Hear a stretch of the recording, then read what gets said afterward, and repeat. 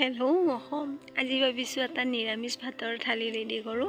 চ' সেইকাৰণে এইবোৰ মই যোগাৰ ৰেডি কৰি লৈছোঁ। এয়া দালি ভিজাই লৈছোঁ, দালি চাটনি বনাম। এয়া বেঙেনা ফ্ৰাই কৰিবৰ কাৰণে বেঙেনা চেঙেনা ৰেডি কৰি লৈছোঁ, হালধি নিমখ সানি কেনে বেঙেনা ফ্ৰাই কৰিব আমি কেৰাহী বহাই দিছোঁ।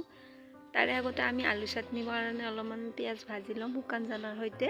এনেকৈ পিঁয়াজ ভাজি ল'লে আলু চাটনিৰ লগত খুব বেছি ভাল লাগে। এইটো এটা ইউনিক ষ্টাইলত খায়, মানুহেতো কেঁচা পিঁয়াজ দি কেনে খায় একেবাৰে চাটনি কৰি বহুত ধৰণে, কিন্তু এইটো ষ্টাইলত খালেও ভাল লাগে। এইখিনি ভাজা হৈ গ'ল, সেইটো আমি বাতিটো বেলেগকৈ ৰাখি দিম। এইখিনি হোৱাৰ পিছতে যিখিনি তেল ল'ব তাতে আমি আৰু অলপমান তেল বেছিকৈ দি দিম। ইয়াত দি দিম বেঙেনা, যিখিনি আমি হালধি নিমখ সানি কেনে অলৰেডি ৰাখি থৈ দিছিলোঁ। এইখিনি ফ্ৰাই কৰি ল'ম।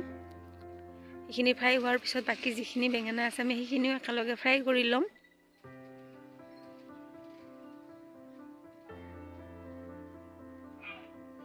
তাৰপিছত কৰিম আমি বিলাহী পিটিকা। চ' বিলাহীকেইটা মই জুহালতে দি লৈছোঁ। এই বিলাহীকেইটা ভালদৰে পুৰি ল'ম। তাৰপিছত ইয়াৰ পৰা আমি পিটিকা বনাম। বিলাহীখিনি ভালদৰে পুৰা হোৱালৈকে আমি দালিৰ চাটনিখিনি বনাই লওঁ। চ' ইয়াত দিছোঁ তিয়াই যে থৈ দিছিলোঁ এই দালিখিনি ইয়াত দি লৈছোঁ। মিক্সিতে গ্ৰাইণ্ড কৰি লৈ ল'ম।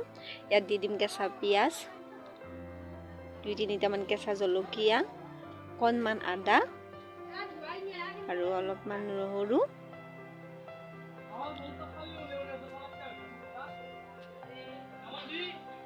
ইয়াত দি লৈছোঁ সোৱাদ অনুসাৰে নিমখ, অকণমান দি দিম কেঁচা মিঠাতেল।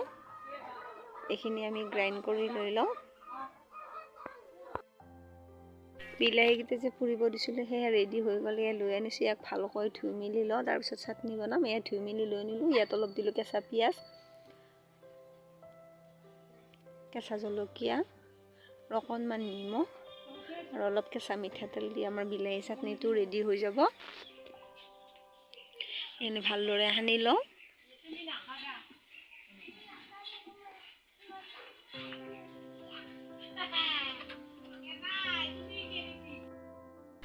এইবাৰ কৰিম আমি চালাডখিনি, সেইকাৰণে গাজৰকেইটা কাটি লৈছোঁ আগতে।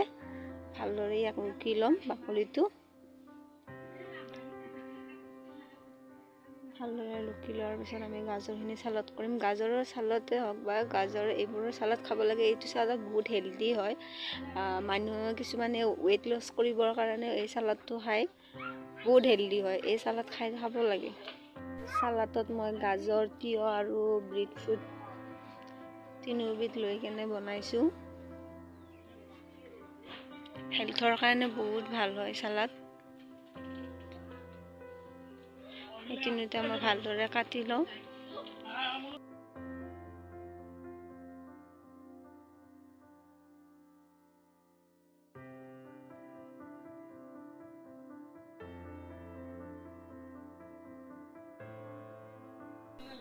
ভালদৰে ধুই মেলি আহি ইয়াক আমি কাটি লৈছোঁ একেলগে গোটেইখিনি। ইয়াক অকণমান নেমু আটি দিছোঁ।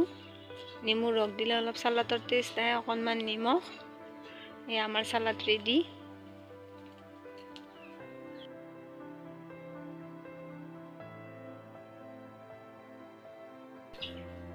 এয়া আমি আলু পিটিকাৰ কাৰণে যে ভাজি থৈছোঁ পিঁয়াজখিনি, তাতে আৰু অকণমান কেঁচা জলকীয়া দি লৈছোঁ, অকণমান কেঁচা পিঁয়াজ, অকণমান স্পাইচি কৰিম আলু চাটনিটো সেইকাৰণে। আৰু অলৰেডি আমি ভাতৰ লগতে একেলগে আলু বইল কৰিছোঁ। এই অলপ ভাত লাগি আছে বাৰু, একো নহয়। এইখিনি আমি চাটনি বনাই ল'ম ভালদৰে। অকণমান নিমখ আৰু ইয়াত অকণমান কেঁচা মিঠাতেল দি ল'ম। এয়া আমাৰ আলু চাটনিও ৰেডি হ'ব। গোটেইখিনি কমপ্লিট হোৱাৰ পিছত এয়া ভাত খাবলৈ লৈছোঁ। ভাত ল'লোঁ, দালি লৈছোঁ, ইয়াত লৈছোঁ অকণমান দালি চাটনি, অকণমান আলুৰ চাটনি, আলুৰ পিটিকা বুলি ক'ব পাৰি, বেঙেনা ফ্ৰাই আৰু ইয়াত বিলাহী চাটনি লৈ লৈছোঁ অলপ। এয়া অলপ চালাড, নেমু এপিচ, কেঁচা জলকীয়া এটা। এয়া আমাৰ নিৰামিষ ভাতৰ থালি। আপোনালোকেও এনেকৈ খাই চাবচোন, খুবেই বেছি